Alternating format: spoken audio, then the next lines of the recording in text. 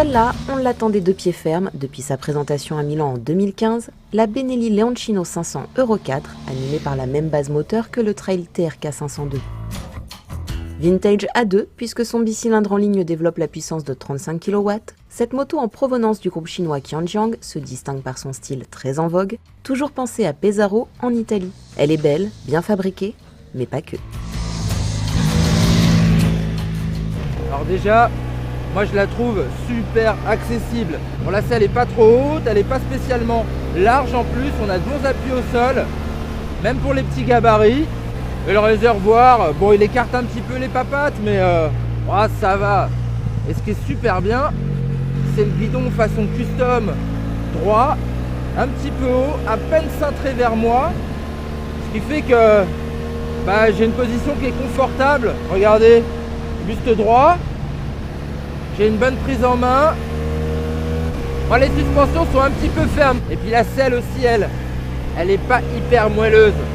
En revanche, on peut régler la détente à l'avant comme à l'arrière. Et à l'arrière, je sais pas si vous avez vu, c'est très facile avec la molette déportée. Du coup, on peut l'adapter au duo. Duo qui est pas trop mal, parce que le passager a des repose-pieds bien positionnés, des bonnes poignées latérales, une place qui est pas phénoménale, hein, c'est pas une GT la Leoncino.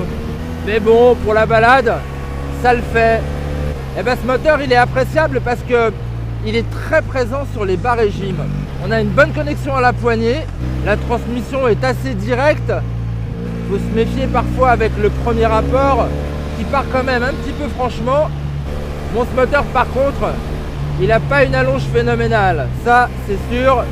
Et puis quand on dépasse les 5000 tours minute, là il est plus vibrant que sur les bas régimes.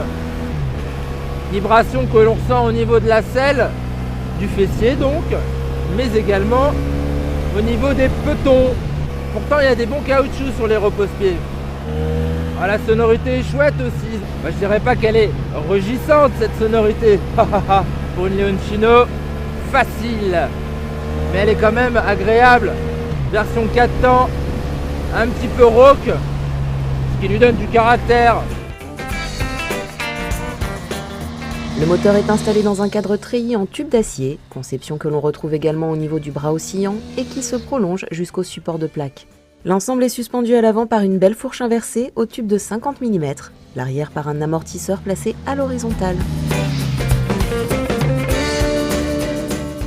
J'aime bien sa stabilité, elle n'est pas excessivement vive, elle est plus progressive, mais justement ça lui donne un caractère rassurant, elle n'est pas virevoltante du tout.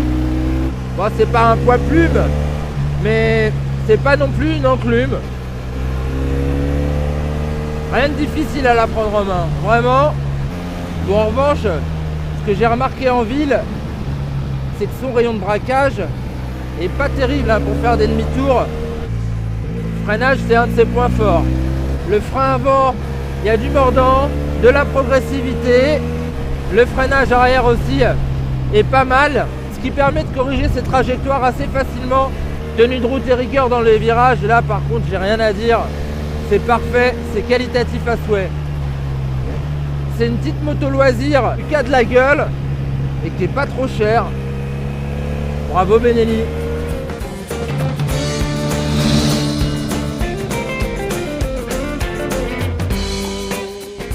La Lionne italo-chinoise est en effet une belle bête, même si certains fils placés autour de son moteur peuvent apparaître disgracieux. À n'en pas douter, son esprit scrambler séduira toutefois les foules, d'autant plus que son tarif est très attractif, 5 999 €.